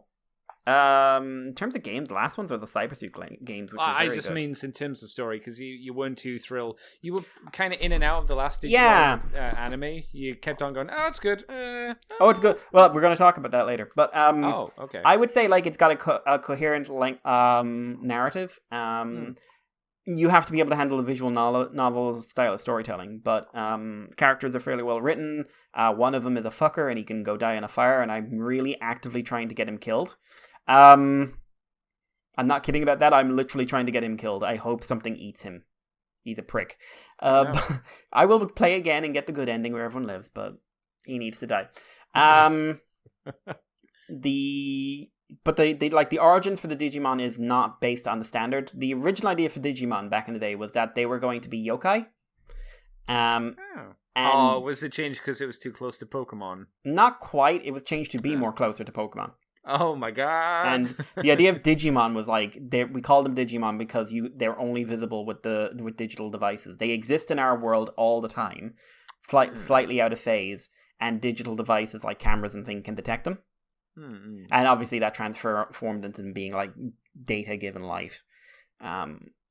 But so this is Digimon are ancient monsters that have been part of Japanese culture for centuries. Okay. And like you can use your phone to see them and stuff like that. So, Oh my god. which is it's the original idea, and they said in interviews, yeah, we want to do the original. Main Digimon Agumon, because originality is dead, but main Digimon is Agumon, who has slightly better character writing than he normally gets. Okay, well that's good. So a lot of visual novel stuff. Combat is, you have free battle and then you have like story battles. Story battles aren't very common, but free battles are tactical RPG, so you move around, you position yourself, and then you do stuff. You can evolve in game. Non-story wise, you can collect wild Digimon and add them to your party. They won't be reflected in the story in any way, but they're there to add a bit of variety and have that collector aspect. So far I'm liking all it. the waifus. Get all the waifus. I did just get Angemon, who can turn into Angemon. But it is time. It is time. But no, I'm enjoying it. I'm interested in the story and some interesting takes. There's moments for like an old school Digimon fan where I was like, this is actually well handled, except I've been in this franchise for so long, I'm just screaming at it like, it's fucking her! Fucking her! Run! But yeah, no, I think the characters are interesting. The Digimon are given a lot of focus as well, which is nice. They're given a lot of personality. It's a good game. I'm enjoying it. Again, visual novels. So if you don't like visual novels, you're fucked. Yay! But I do. So, and yeah, after that, it's TV and things. Watched all of the Orville season 3. I heard that it started off pretty. At some point it's pretty boring, and then it gets better. Is that right or not right? Not right. I thought it was great all the way through. Oh, okay, good. There's a big fight in episode 9 that I think goes on too long. Okay, all right. Which kind of like, we have a budget now. Look at us having a budget. All right. But no, like there's a couple of standalone episodes in there that aren't particularly exciting, but they're still interesting ideas. I mean, I suppose depends what people find dull compared to others, I guess. So yeah, following on from season 2, just dealing with the issue of Kalon, the alien robots who have turned on them, and new alliances and old alliances, and yeah, a lot of focus on the characters. I'd say most of the season is about the Kalon Isaac. Like, he gets a lot of focus, and new character Charlie gets a lot of focus. Bortus and his daughter get a lot of focus. His husband's a monster for a lot of this. A lot of stuff on different cultures, and ends in a way that, like, listen, we didn't know if we were going to get season 4, and we still don't, but this is kind of a, like, if it's the finale, it's a nice soft finale, and it's probably the only really comedic episode in the whole thing. Some of this gets very dark. You get to see a child literally being tortured on screen. Very graphically. I think it's a really solid show, and if you told me years ago Seth MacFarlane was writing this kind of, like, I love that they just stopped trying to be like a little bit wacky, like, we're gonna torture this child, watch her scream. I like the fact that you are like, oh, you get to see this child get tortured. It's a really good show. She needs to suffer. Okay, no, that's fine. But yeah, it does. It's a good Star Trek show. It's a weird thing to say. It's not like the best Star Trek show, but it's a good Star Trek show. It's enjoyable, engaging. It does mature storytelling. It does a really interesting time travel story. Really, really interesting time travel story. Isaac is really well handled. Isaac is weirdly a better version of an emotionless robot than Data was, or Vulcans are. Like, he is an interesting take on the concept. And how does someone like that have relationships to develop opinions about what's right or wrong? Like I said, there's a couple of proper horror episodes. One is like just like full on morphing spider monsters. Like Power Rangers. Yeah. But for me, it's just like, when you think about where this show came from, like what this was to begin with, it's almost shocking what it's become. Okay. And I think Seth MacFarlane and that crowd, everyone involved in this, deserves an infinite amount of credit that they're not going to get. And if they never finally got to, would you say season 3 is they finally got to do the show that Seth MacFarlane wanted to do, rather than just do the joke? Season 1 was doing the show he was told to do. Season 2 was, I can work in what I want, but I still kind of have to play your game. Yeah. Season 3 is, I'm on Hulu, I don't have to care about what anyone says anymore. Fuck it. That's good. That's good. So I really liked it. He did basically, like, he does what a good Star Trek show does, which is use space as an analogy for modern themes and concepts. So there's an episode about suicide. There's an episode about being transgender. There's an episode about the whole thing about, like, members of unions and groups that do not play ball and are more interested in their own needs over the collectives. Peace talk, like, they do time travel from the perspective of what do people do to survive, and how does that change you? Like, really intelligently told stories, and still actually funny sometimes. Like, it's funnier than the first season because it just is funny in parts where it's appropriate to be funny, you know. I would recommend it. I honestly would. It's good, solid sci-fi. Oh god, I'm trying to go through the different shows that what we're talking about. Digimon Ghost Game, watching that. Still individually pretty strong episodes, but I think the fact they don't have an ongoing plot is going to bite the show in the arse, if I'm honest. Okay. Revice, I've got loads of episodes of that we haven't talked about. I'll just sort of talk about the tone.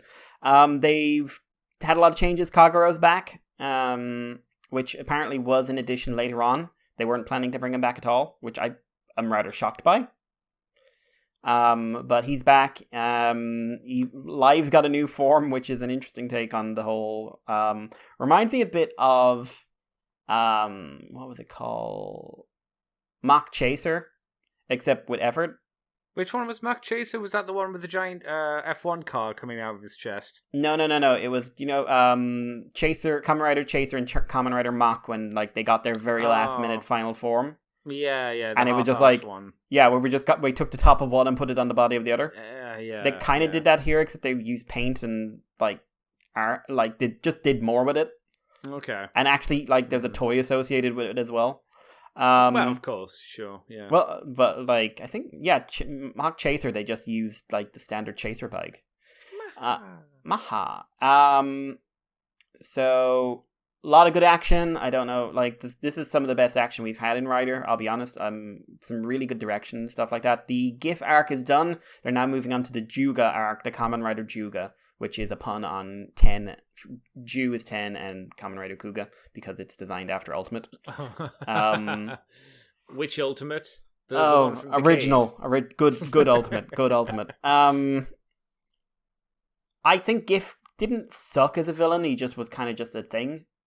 I think Live made a better villain. He was more interesting. There was some weird stuff in this round. Like, I have a feeling most of Vice's lines were added after the fact.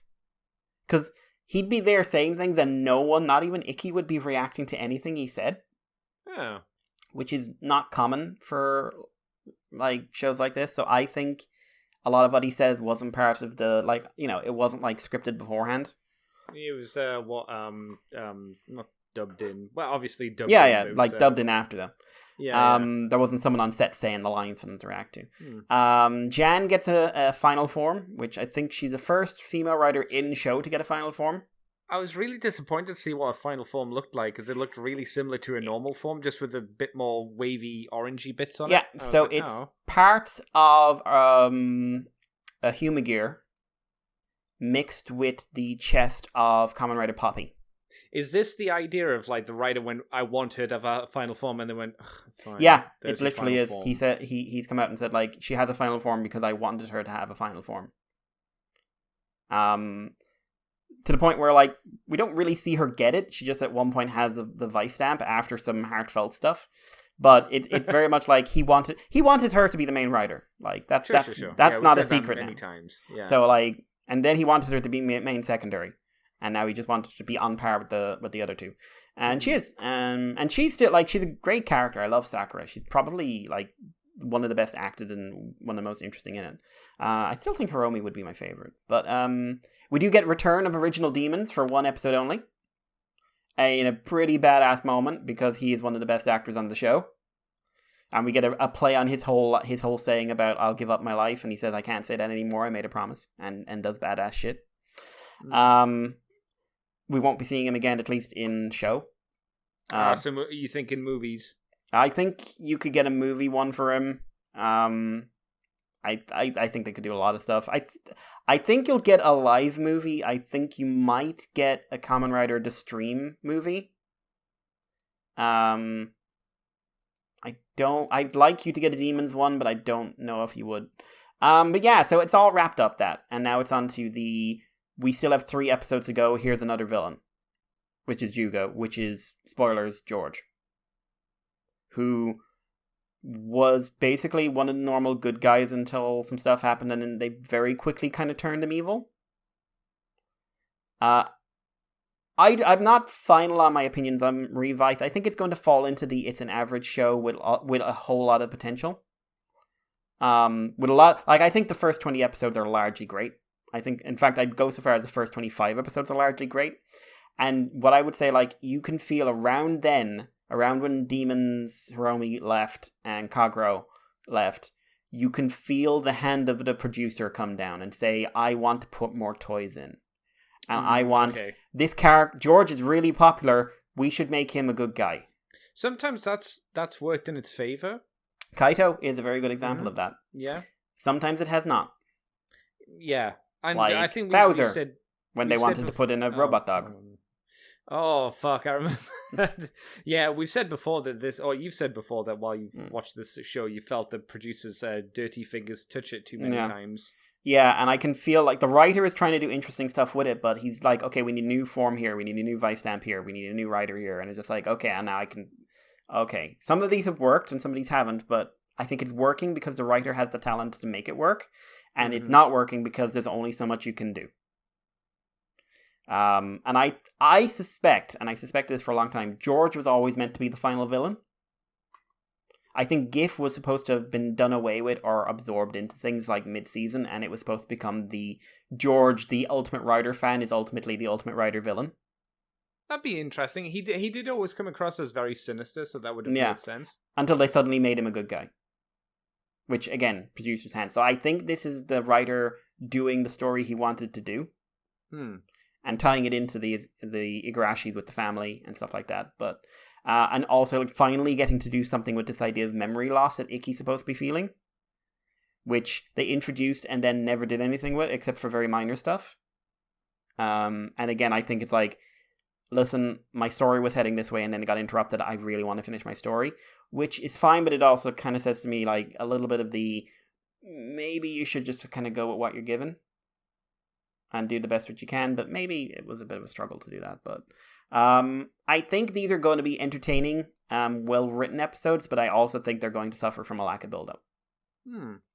Juga's kind of an interesting design. It's a repaint of, I think, the Buried Rex form into Kuga colors, and with a new helmet, and with some of the movie villain stuff mixed in.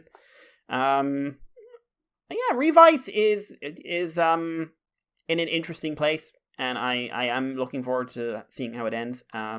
Geats trailer came out as well. Kamen Rider Geats, which some of those showed me some of these suit designs for, which I thought some of them look really interesting design wise. Yeah, they've got kind of a base, like everyone's got a black form, and then they use the gears to get extra armor. Some of them work for me, some of them don't. Buffa definitely works, like full form Buffa, the zombie buffalo. Holy crap, that looks so great. Cool. Yeah. Geats himself looks good. The panda could look good depending on what armor they get. Some of the animal choices are weird in this, by the way. Panda is silly. Trailer looks interesting, I will say. Trailer looks well done, and has some interesting filming stuff going on. Do I have to point out that like Saber looked good? True, you do, but we also know this is Exade writer. Yes, that is a good point. Yeah, that is like, okay, cool. Cool. I'm in. Don't fuck it up. Don't fuck it up, please. Don't touch it too much, producers. Again, yeah. Please don't produce it. You will, but but like the weapons and stuff, I don't like. They look really cheap because they're just like solid bits of plastic that are like with a solid green color or a solid blue color. It's weird. Hopefully they get past that. Like, we're still in early toy days, but they basically described it. It's kind of you whoever wins this is getting a wish. So it's a battle royale series again. So it'll be curious to see where it goes. I hope Buffa continues to look awesome because I really like that suit. Only two more. I'm only going to do two more things because only two more things to note. Well, actually, I've got more than that, but only two more things because I've been talking for too long. But Futo PI, sticking with Rider. 2 episodes are now out. So this is the official sequel to Kamen Rider Double, based on the Futo PI manga, which is current. Boobs? Like in the manga? There are no nipples, but there are boobs. No, I need the nipple, Mikey. I can send you the manga panels if you want to see. I need it in motion. If she it's does in motion, move. It feels real. There is saucy dressing in it. Oh my god, like a salad dressing or a ranch. So this is the official sequel. The original story is by the guy who made Double. It's currently sitting at 116 chapters, I think. When you say it's the official sequel, is that taking into like movie crossovers? Yeah. So no. Movie crossovers beyond like, hey, it's Double showing up in a big crossover. No, it's taking into account stuff like the Kamen Rider Double movies that your man wrote, like the A to Z kind of stuff. A to Z, the one Axel's movie is. Oh, well, that's still good at the very least. Yeah, because that's a good movie actually. But yeah, Double was lucky with his films. Booster's in this. Booster Gold. Axel Booster, so yes, the big orange form, which is a surprise. But so basic story is Shotaro is still a detective. Philip is still helping him. Akiko is still Akiko. Most of them have been recast. The narrator is the same, and the general theme of the soundtrack's the same. But the cast, damn them for getting famous. Yeah, popular. How dare you two get popular and successful? Mm-hmm. But Ayo, Teru hasn't shown up yet, but he's in the opening. So, and yeah, basic story is Shotaro is being his Shotaro self, and he meets a lady who's very on the attractive side, and who also it might be eating people. We're not sure. Dopan crime is still going on, and it's about Double dealing with them. New character Tokime.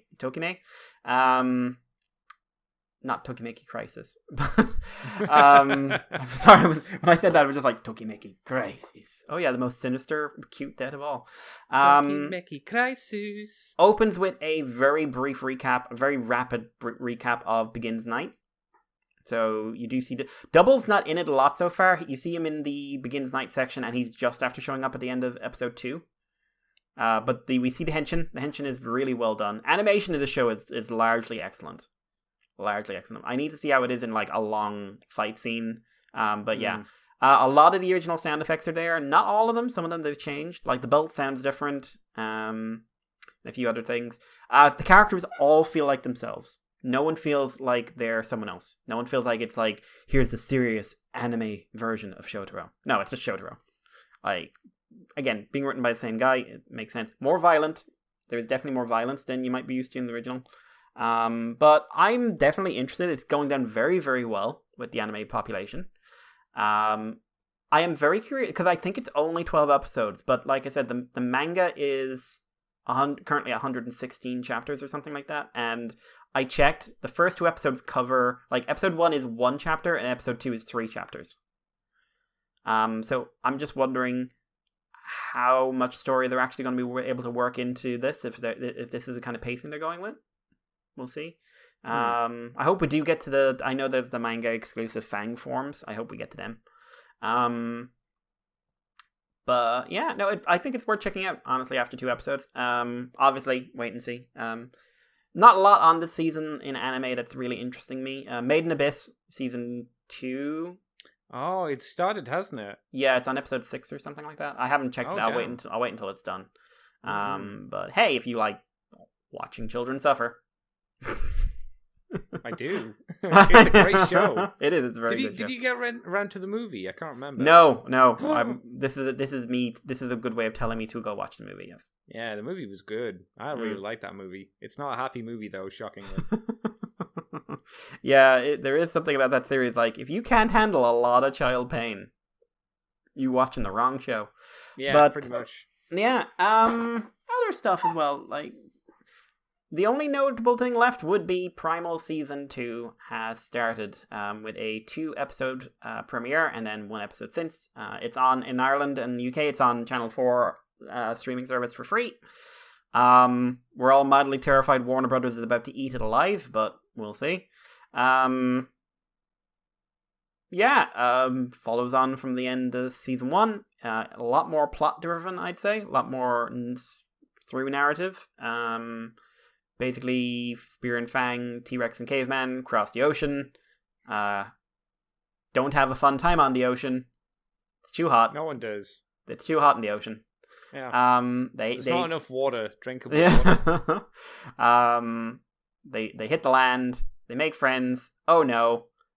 Find friend they were looking for. Yay. Meet Vikings. Oh no. I know you've been watching. I think you're going to guess what I'm going to say, so I'm just going to ask Andy, what's your take on episodes 1, 2, 3, and 4? It's good, unsurprisingly. Season 1 was good. Season 2 is unsurprisingly good. Probably better. I like the sequential storytelling. It's not super heavy because there's not dialogue that you need to keep up to date with. It's just like progressing from one point to another, and events kind of carry over. And I'm like, oh no, it's good. It's good. How many episodes we getting? 20 more? Million. We're getting a million episodes. We're getting 10. This is another 10 episode season. So so basically, what would like this week? By the time people hear this show, we'll be on episode 5 and halfway through. We'll be close to it. I think episode 5 is in some countries on Thursday. Mm-hmm. So, but you're never gonna find a streamable version until I will say the show will be cancelled.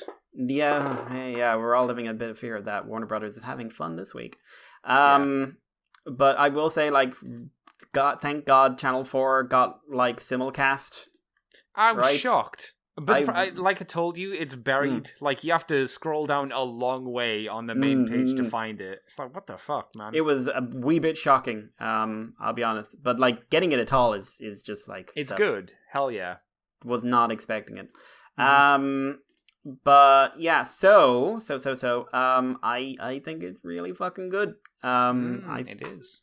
I think the characters are engaging and interesting and deep, and I love that they can do all this without words. Dialogue. Yeah. That's think what you call good storytelling and directing.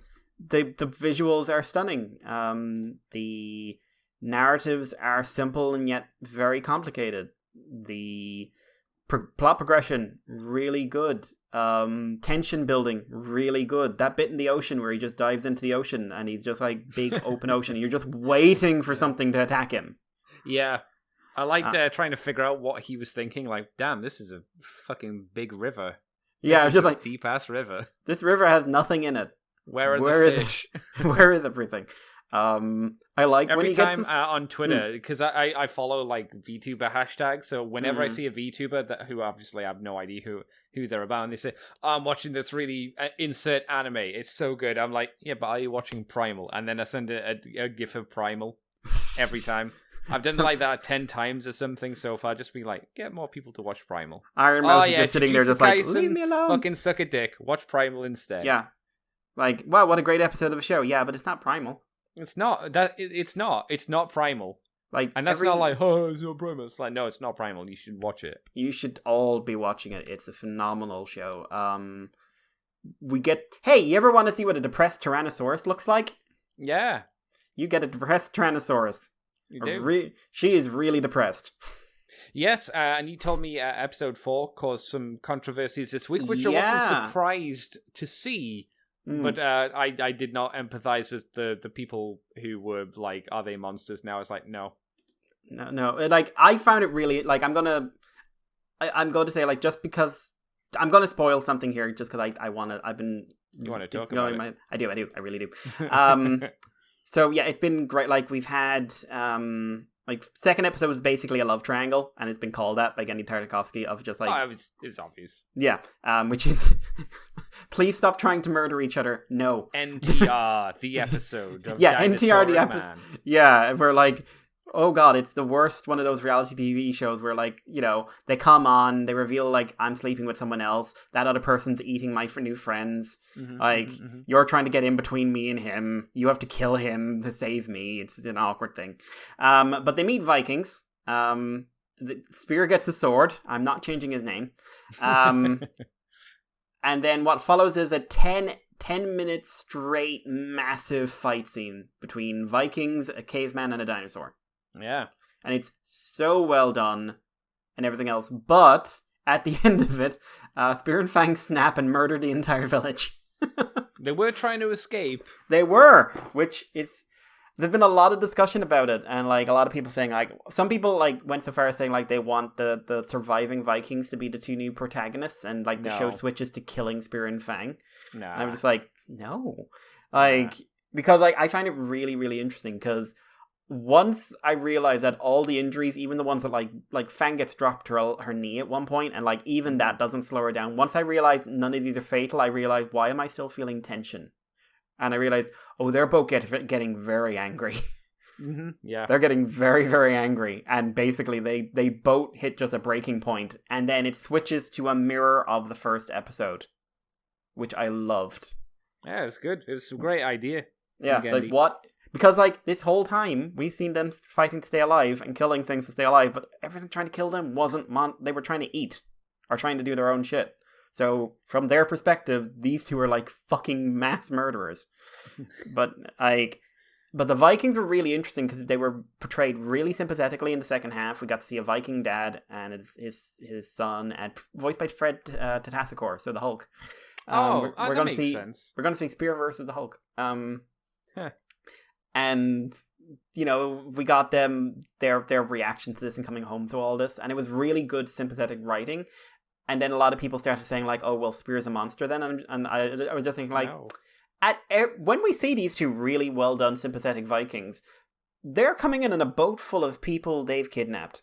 Yeah, well, not kidnapped, but brought into slavery. Yeah. Just full slavery. Which also very strongly implies what they did was to go into some local village, murder everyone who was there, possibly rape the ones they could, and then take the living ones back with them.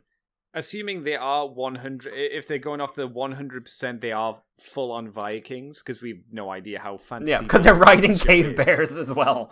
Well, that's the thing, yeah, exactly. So it's like, are they full Vikings? Because otherwise, yes, they would be very, very, very, very rapey. Vikings were not very nice. They were very effective, but they weren't very nice. Yeah, we have a tendency to romanticize history and say noble warriors, Valhalla, all that shit. But their culture they was... believe that. Yeah, and they love, like, as they show in this episode, they love their children, they love their wives, they love their families, everything like that. They didn't really give a shit about anyone who wasn't in their tribe. No, I mean, The Norseman's a good example of that as well. That movie was all about that. It did not, like, make the Vikings look pretty and clean. It was just like, yeah, we're gonna fuck you up, guys. Yeah, and, like, throughout this, they have, like, here's scenes of Vikings, standing up firm, and, like, the Viking chieftain's wife, who's a badass, by the way, she goes one-on-one against Fang, and, like, drops her to her leg with an axe throw. Holy shit. I like how very quickly she lost as well. Yeah. Well, she's going against a T-Rex. But it's like, the second the camera shifted to that shot of, like, upwards and you can see the inside of Fang's mouth, I was just like, I know how this is going to end. Yep, I like how because I'd watched it recently, it reminded me of, like, you know when Gollum gets the fish and starts slapping it against the rock? Yeah, it's the same thing. She was pissed. She was just like, she was already dead. She kept on hitting her off the ground. She chopped good into her thigh. Fang was like, fuck you. Yeah.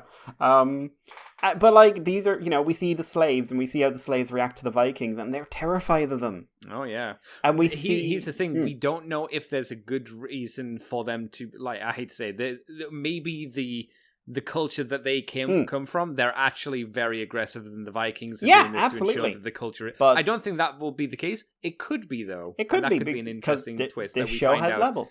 Yeah, we could find out that the person that... Spear is trying to save is actually part of this really, really bad Yeah, civilization. she is history's greatest monster. Yeah, we don't know. But you know, as presented, they're sympathetic. Yes.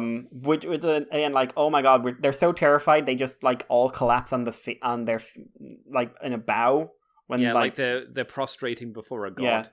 Yeah, again on Vikings riding cave bears. And then it's very cool, by the way. Very cool, and also like, oh my god, T-Rex beating the shit out of cave bears. Yes, please. Yeah, that was sick. Also, Fang jumping on the roof made me laugh. See, that's good bathos. Yes, yeah, I would agree. I agree. That's effective bathos. It was quick, it didn't last, and then it was just funny. I was so confused because I was like, there's no way that roof can hold... Oh, no, never mind. There's no way that roof can hold her. No way. Especially after all the build-up to her showing up. But yeah, like, we're constantly reminded these are slavers who take people. And again, we have a tragic moment where Spear he kills a child by accident, and he is like, oh shit, what did I do? And immediately like goes, okay, we're leaving. They both try to run away. They're not allowed to run away. They keep on trying, and they're just covered in a hail of arrows, and you can just see like, oh no. Yep, it's over. It's like, all right, fuck you. They're both broken, like, and they both fade into shadow, and then it's just like in the red mist. But like, I think the way I empathize with the Vikings, I didn't sympathize with the Vikings. Yeah, that's fair to say. Yeah, because they're very likely, based on their culture, brutal murderers. Yeah, they're not good people. It's a shame that they all had to die, but if you compare them to the previous Viking-ish family tribe that we saw, the Celts appeared to not have... Sorry, the Celts, did you say? Yeah, they were speaking Irish. Oh, really? Oh, wow. I actually knew what they were saying. Oh, did you? Oh, wow.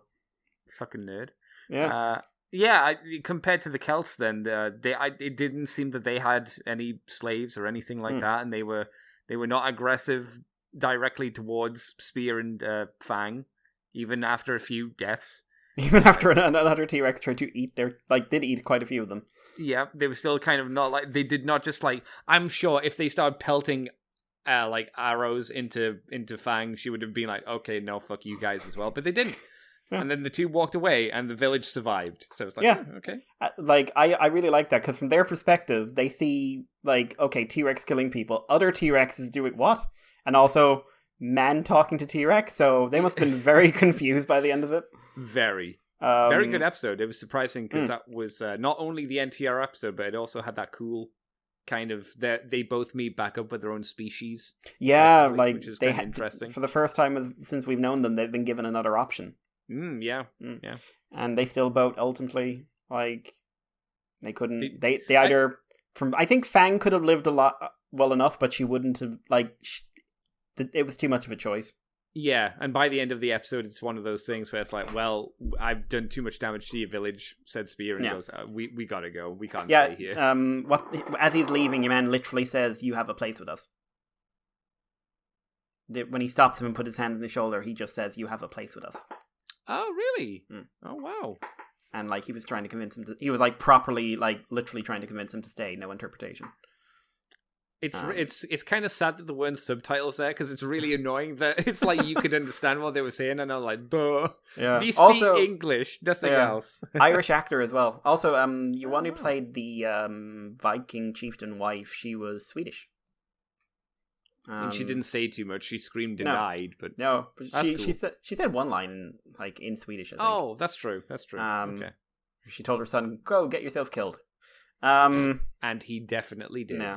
But like, fight choreography is amazing. Again, like we got humans fighting a T-Rex, and at all points is to me, I was like, oh no, the T-Rex is the sympathetic one. Please stop hurting her. Please stop. Why are you stabbing Fang? She's not bad. Like, she only killed that one Celtic guy because he was like stabbed her boyfriend, which makes sense. And like, she didn't eat him.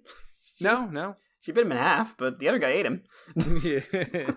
And she had like the embarrassed whoopsie, I got caught in the middle of things drop of just like with the dramatic music. Which was like, she just like, oh man, I love this show so much. It's really good. We know where the show's going now. The plot is like these two are going to be hunting Fang and Spear for the rest of, well, I guess for the rest of the season, unless they tie it up quickly.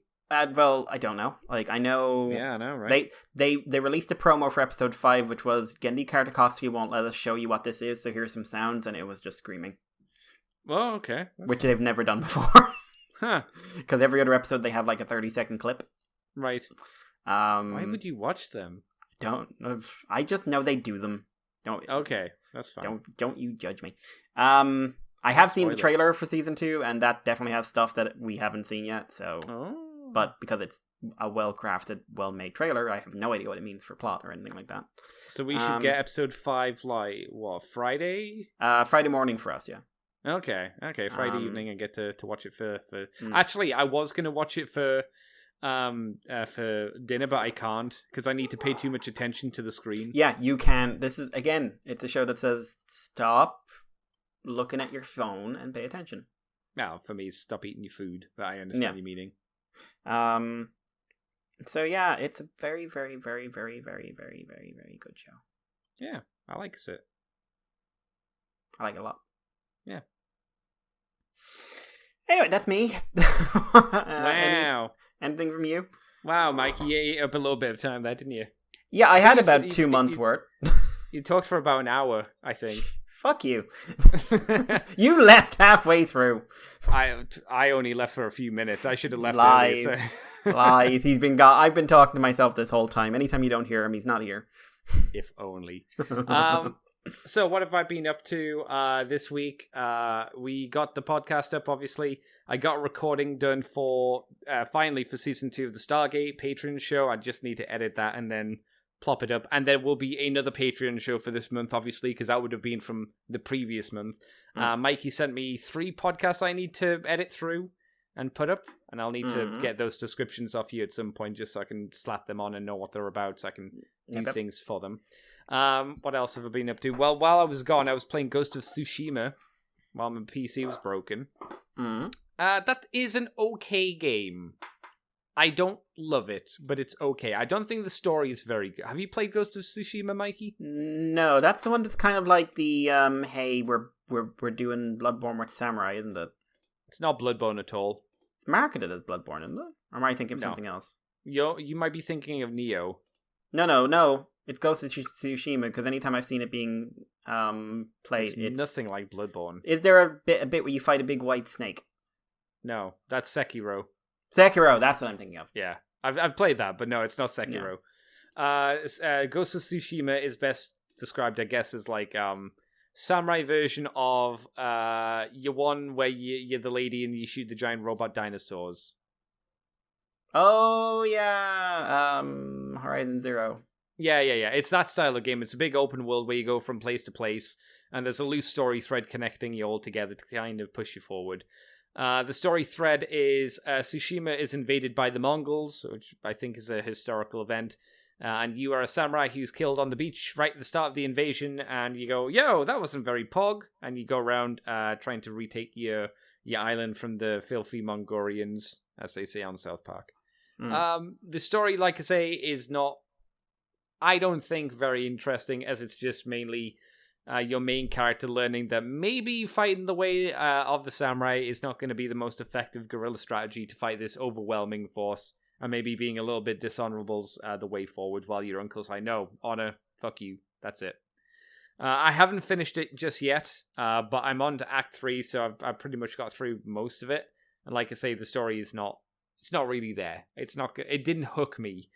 I've still got it's a lot of those like, hey, do the main story, or do a lot of the side missions, free the camps, go and do side missions where a lot of the side missions are kind of silly. At least I would call them silly. There's one, I can't remember what the title of it's called, but there's this one where the guy goes, help, the Mongols killed one of my sons and took the other one away. And you're like, okay, I'll get your kid back. And you go and you find that you kill some Mongols, and the kid's like, yeah, my dad totally told the Mongols to take my brother, and they killed him, and then they took me. It was like one of those things. It was like spare one of them, and it's like spare the one that they killed is the way I meant it. So he's like, what should I tell you, Dad? He's like, tell him I died. And it's like, okay, fair enough. I'll tell you, Dad, that you died. And I'm sure he'll be very sad. And then you go back and you find out the dad just threw himself into the river out of guilt and killed himself. And you're like, so I wasted my fucking time. Thanks, game.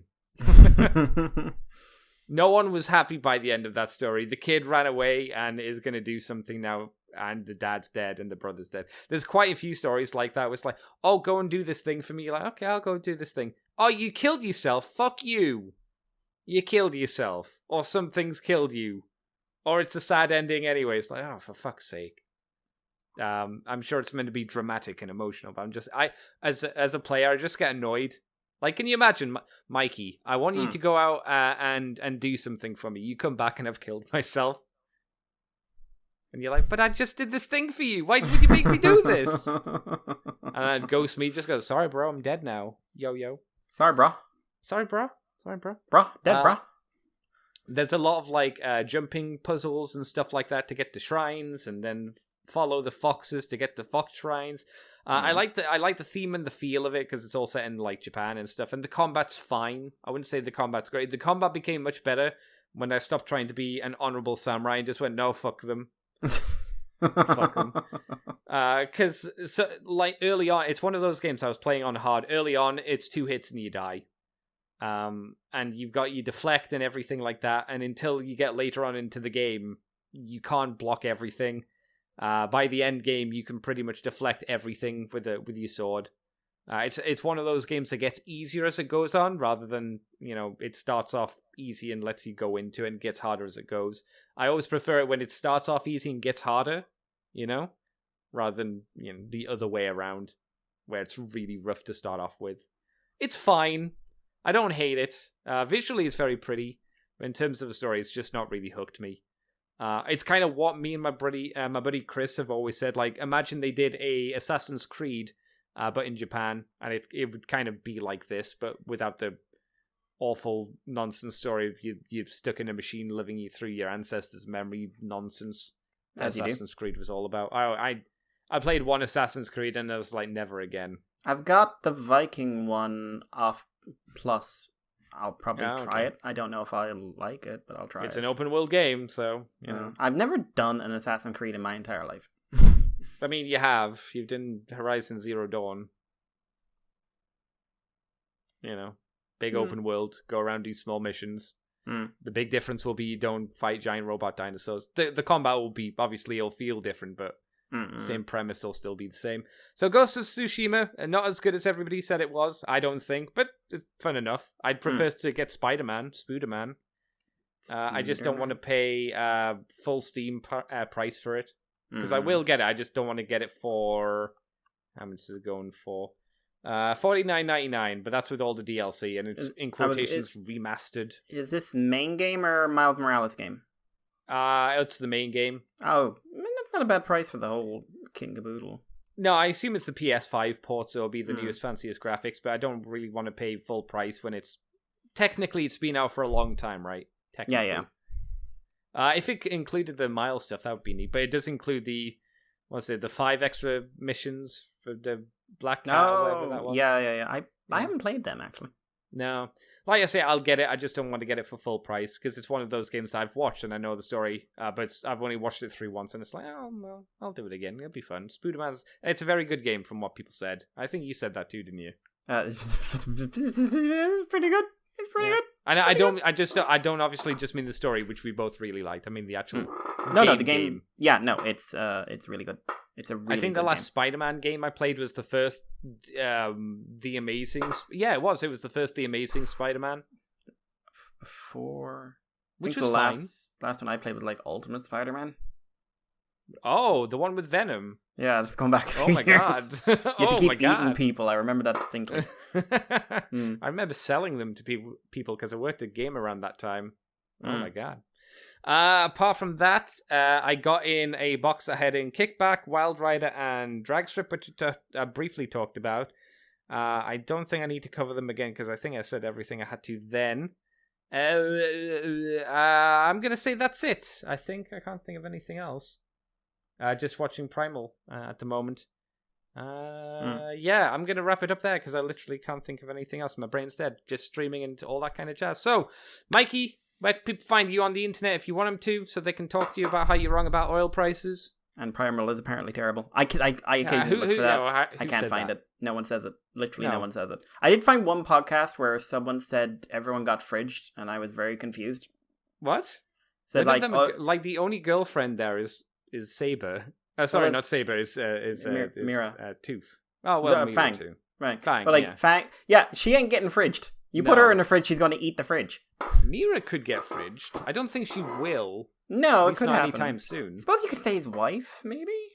But that's like the first episode. Yeah, like I got weirdly very very pleased that like the chieftain's wife ended up fighting Fang and just like while she's being pelted by all the village women with like spears and arrows and stuff. I don't know why, but I really like that scene layout. Just like all the women are trying to kill each other. It's amazing.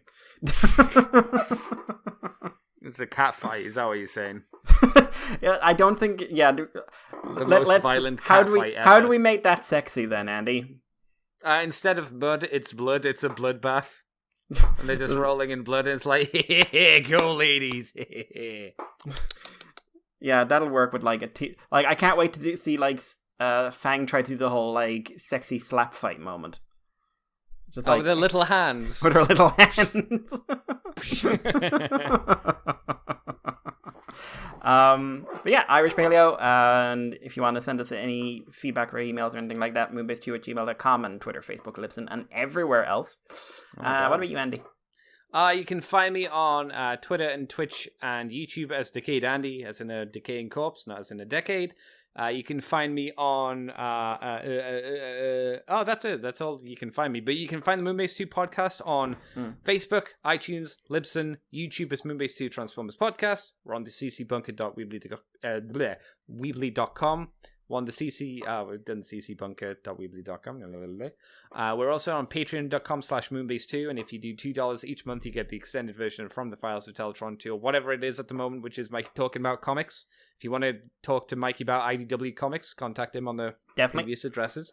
And you also get the Moonbase Woo Woo, where we talk about non-transformery things in more detail, generally speaking. Like I say, the Stargate one will go up at some point, and another Patreon show will go up to make up for missing last month's. But that's it. Yeah, that's us done, Mr. Mikey.